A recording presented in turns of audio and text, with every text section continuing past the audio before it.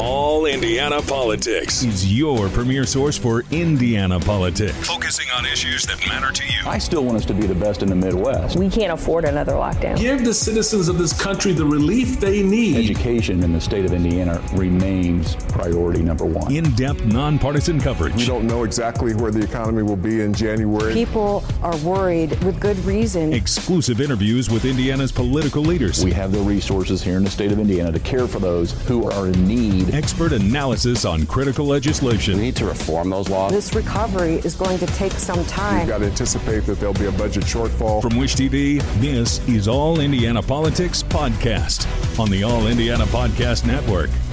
And good morning. Welcome to another edition of All Indiana Politics. We start with the fight in Congress over a key part of President Biden's agenda. Top congressional Democrats say they've reached a framework with the White House on tax options to pay for the president's $3.5 trillion spending plan. The plan includes a number of social and environmental initiatives. Very few details of the tax plan have been released. Meanwhile, Indiana's two Republican senators say they will not vote to raise the U.S. debt ceiling. It's part of a bill to fund government operations beyond this coming Thursday. And let's welcome in Indiana Senator Mike Braun. Senator, good to see you. Thank you for joining us today. My pleasure. Let's start by talking about the debt ceiling and government funding, if you don't mind. You're a hard no about raising the debt ceiling. Why? Well, I'm generally a guy that votes on principle. Even if I like the policy, I'll generally vote against it. I've been here 2.5 years. We were 18 trillion when I got here. We're now 28 trillion in debt. This is going to add and ask for a debt ceiling to be increased by 4 to 5 trillion on the most recent spending, including the $2 trillion that we spent on the rescue plan that didn't get a Republican vote. And that's government in overdrive. I want to be clear, Republicans have been just as guilty as Democrats on how we got to this point. But the most recent kind of dereliction of duty and borrowing the money mostly from our kids and grandkids, figuratively speaking, this is beyond the pale. So in this case, you do not need one Republican to actually lift the debt ceiling, to suspend it. Democrats got that fully within their power. And in the recent past, that's generally occurred under divided government, where both needed to do it and both were complicit and guilty of where we arrived to do it. We cannot, as Republicans, if we want to still call ourselves fiscal conservatives, raise the debt ceiling for this $3.5 trillion soft infrastructure bill, $1.2 trillion hard, and the $2 trillion that we've already got in place through the Rescue Act. Fair enough. Are you also worried about potential economic fallout of a U.S. government default on loans as well? That is not going to happen unless the Democrats refuse to lift it within their own prerogative to do so. And again, the big difference in the past is both parties have had a stake in the game to do it. This is different this time. And to be honest, when I look at what many viewers throughout Indiana, they're looking at this, they know it generally gets worked out. It generally impacts government employees more than anybody else. They're scratching their heads about what's going on in the southern border and maybe what recently happened in Afghanistan. They're not quite as focused on the budget issues yet. And the Dems know that. This is kind of maybe trying to deflect it. They also know they got full capability to avoid a fiasco themselves. Since you brought up the border, why don't we talk about that a little bit? Your thoughts on what's going on down there, specifically, I should say, that image that was released yesterday, earlier this week, of that Border Patrol agent on the horse using a rein on one of the migrants. First of all, anyone that would risk their life making those kinds of journeys, you can't dismiss those underlying conditions. On the other hand, when you got a border that has now been declared open, come on through, 19 senators, myself included, in March went down there, and it had risen to 75,000 illegal crossings. You had coyotes and smugglers heckling us and the Border Patrol close to midnight down there. Never imagined we'd be over 200,000. And in that prior quarter, 54 different nationalities have come across. That can't be the way we manage our border. And until we secure it, it's going to be difficult looking at all the underlying issues of immigration reform. So it was working. It was an unforced error. I know they didn't like the wall. The Border Patrol said it was the most important thing for them to use their resources to manage it and stay in Mexico. They shouldn't have changed it just because Trump did it. That doesn't mean that was a solution. They've just made it 3 to 4 times worse. And your thoughts again on that one picture that, as I mentioned, pretty controversial. A lot of people are talking about it. I think any of those vivid scenes where when we were down there was a body that was floating on the river that tried to cross as senators went up for 15 minutes. You're getting all of those kinds of tears at your heart that people would do that, have the need to do it. But a lot of that's dictated by policies that we need to have in place to regulate the flow, and you wouldn't have that. So there's no way that you can say any of that is okay or isn't hard to look at, but we weren't having those kinds of issues so often, so graphically, so broadly before Biden said, hey, come on through. We're going to get rid of the policies that were working prior. I want to turn back now to the budget, if you don't mind, and I apologize for bouncing around. You went there with the border, and I wanted to talk about it a little bit. Reconciliation, the bill the Democrats are pushing, is this a waste of time, or does it stand a chance of getting passed? I think it is in a way, because I don't even think they have their own party on board. And then when you look at all the complications of how we're basically borrowing the money to do it, talking about raising revenue, they know that most of their tax proposals are fraught with political issues that probably won't get to the finish line. And again, trying to call it infrastructure. I'm not saying those issues shouldn't be discussed. It should be through regular order, committees, bring in witnesses. So we do it the way you do it in all other forms of government, not in a massive reconciliation bill that won't get one Republican vote for it. And not to mention that there's probably several in their own party that won't go for it.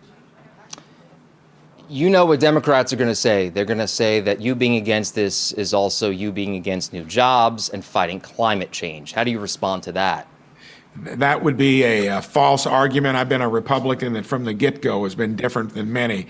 I acknowledge that the high cost of health care is still the biggest issue here in this government. I've done more about it than any senator in my own business prior to getting here. Been the most outspoken senator on reforming it. Climate, been the first to talk about it, but not through borrowing trillions of dollars and getting something equivalent to what Obamacare was. Big health insurance, big government. Maybe had a reason to do it, but was doomed to fail. So I'm not a Republican that says we're the party of no or not interested. We need to be engaged in those issues, including climate, but not where we're crafting solutions that borrows from our kids and grandkids and adds to debt now that is higher than when it was coming out of World War II, when we were savers and investors and we're consumers and spenders now. I have one more question for you before I let you go. It appears that a bill on police reform, it had bipartisan support. It appears it's going to go nowhere now. Did it go too far? What was the problem with that bill? That issue was hot over a year ago. And clearly after that was reaching a level of where it looked like the Democrats were going to run with something or agree to it. That fell apart because my research of that issue is that big cities ought to be looking at their own issues where most of these problems occur, and that probably state and local governments ought to do any reform when it comes to police reform, just like we did in Indiana. That's probably something the feds need to stay out of. It got real close to something boiling over to where I think it would have hurt law enforcement. Thank goodness that didn't happen. I think all states ought to look at things that made common sense, that law enforcement actually embraced and endorsed in Indiana, not this craziness of talking about defunding the police and then doing things that would hurt getting people to come in to police forces and other agencies like that. So that, I think, is an issue that is no longer going to be considered at the federal level. Senator Mike Braun, always good to see you. Thank you for joining the program. My pleasure. Meanwhile, on the issue of the southern border, one more thing that we want to share with you. President Biden talked about that video that has created so much controversy. It's outrageous. I promise you those people will pay. They will be, an investigation underway now, and there will be consequences. There will be consequences. It's an embarrassment, but it's beyond an embarrassment. It's dangerous. It's wrong. It sends the wrong message around the world. It sends the wrong message at home. It's simply not who we are. All right, coming up, politics and the COVID-19 vaccines. The turbulent 24 hours on booster shots and what our medical expert and former Surgeon General, Dr. Jerome Adams, says about how political beliefs have infected the vaccine debate. That's next here on Wish TV.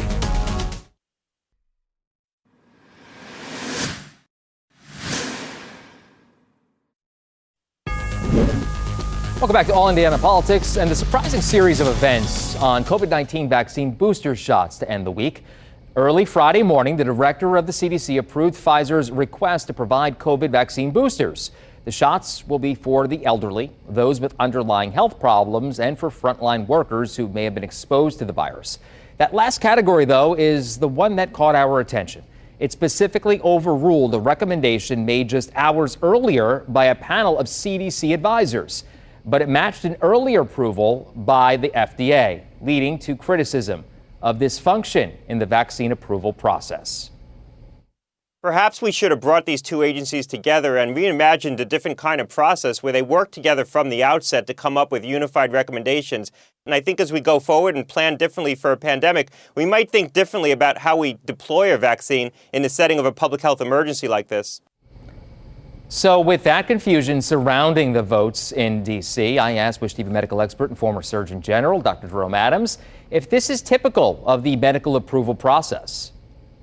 First of all, it is important to know that the process is playing out the way it normally does with the FDA and then the CDC weighing in. That said, there is an unprecedented level of scrutiny and unprecedented level of expectation on the part of the public and an unprecedented level of politics being injected into this. And so what I would say as a doctor to our viewers out there is the process is working the way it is supposed to.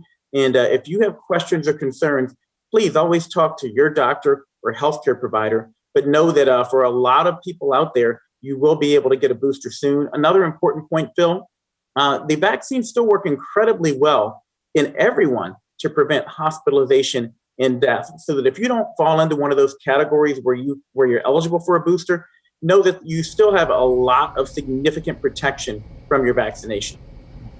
Meanwhile, Indiana has already announced that it will immediately offer the Pfizer boosters statewide. We want to make it easy for you to get the information about the shots. So take out your phone right now and scan the QR code on your screen. You see it there on the top right-hand side. It will take you to our As Seen on Wish TV section. There we have details on where Indiana is offering booster shots and to see if you're eligible. There's also a link to sign up for the vaccine.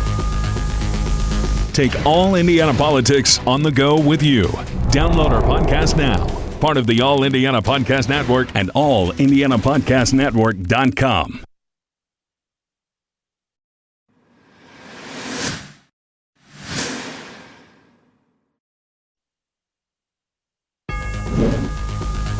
And welcome back to All Indiana Politics as we welcome back Tom John, former Marion County Republican Party chairman, and Kip Tu, former chairman of the Indiana Democratic Party. Gentlemen, good to see you.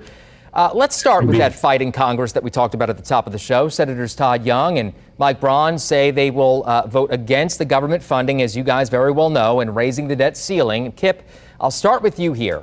Is this a dangerous game for Republicans, setting up potential shutdowns and defaults?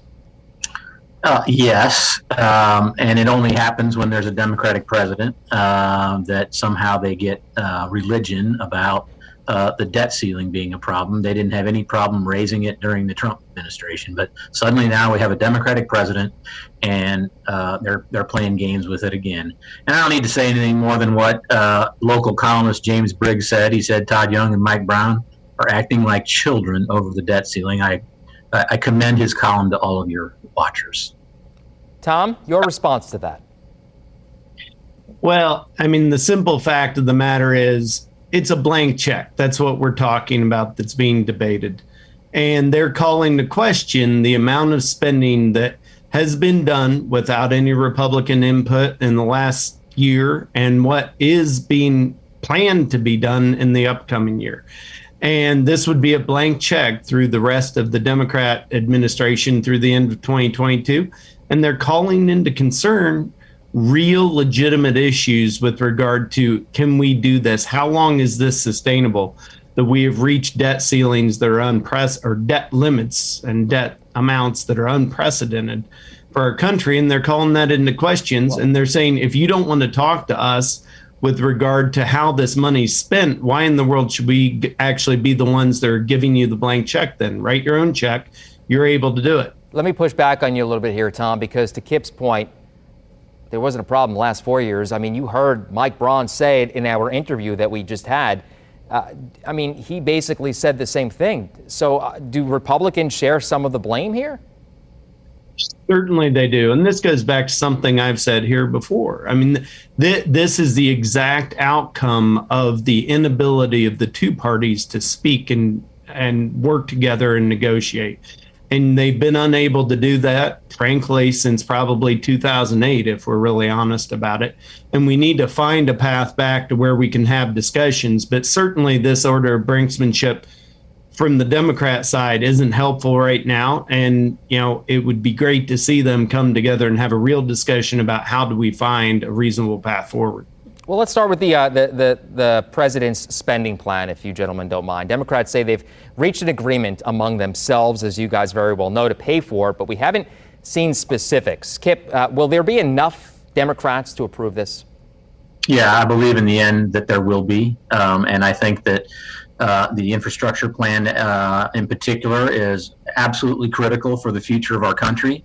And I'd like to hear from Republicans what part of that isn't necessary.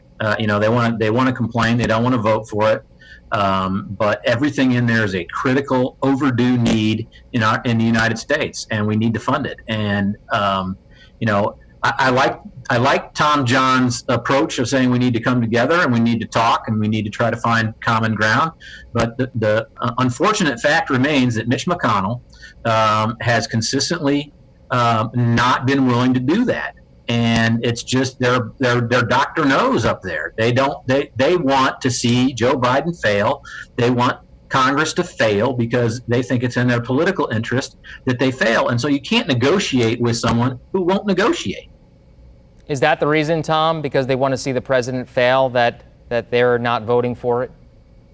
I don't think that's the reason now. And, you know, you get into this situation. One of the funny things is Kip mentioned the infrastructure bill. Which infrastructure bill? Are we talking about the hard infrastructure bill that really is about bridges and roads and deferred maintenance and protecting communities from floods and fires? Or are we talking about the so-called infrastructure bill that's about an expansion of public support programs and other programs that may or may not be needed, but as Senator Braun's mentioned, like, aren't things that should just be passed without any comment from the other side, but are being shoved through on this. And that's the gamesmanship, once again, that we have here, is we simply have no real discussion of what is necessary now. And part of this is illustrated by the split in the Democrat Party, where they have their progressives are saying that they will vote against the hard infrastructure bill. And all of these things that, to Kip's point, are absolutely needed if they don't get their wish list along with it. Kip, I'll let you respond. Go ahead. Well, I think the disagreement inside the Democratic Party proves the opposite point than what Tom is trying to point out, and that is that we're being reasonable. We're negotiating with each other, trying to get to a deal. And Republicans just don't want to be at the table. Joe Manchin is basically substituting for the Republican Party here because he's the one that's conservative and he doesn't want to spend as much money. And he's actually in the room negotiating because they know he'll be reasonable and try to get to a deal. Republicans won't be reasonable. That's why they're not at the table. Tom, but they were quickly, at the table in the earlier hard infrastructure. Will this hurt Republicans in 2022, Tom? I think it's too early to tell. Quite frankly, these need to play out, and I think there's a real question as to telling the stories as to what the position is as far as some sort of government restraint and negotiation versus unfettered government growth, and what does the population want. Gentlemen, we are out of time. Always good to see you. Have a great rest of your weekend. We'll be right back.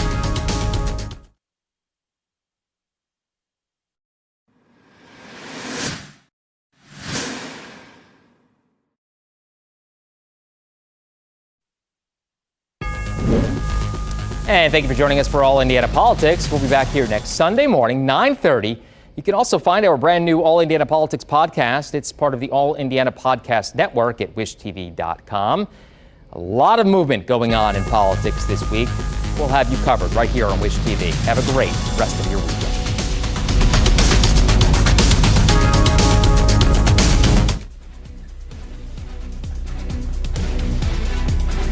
From Wish TV, this is All Indiana Politics Podcast on the All Indiana Podcast Network.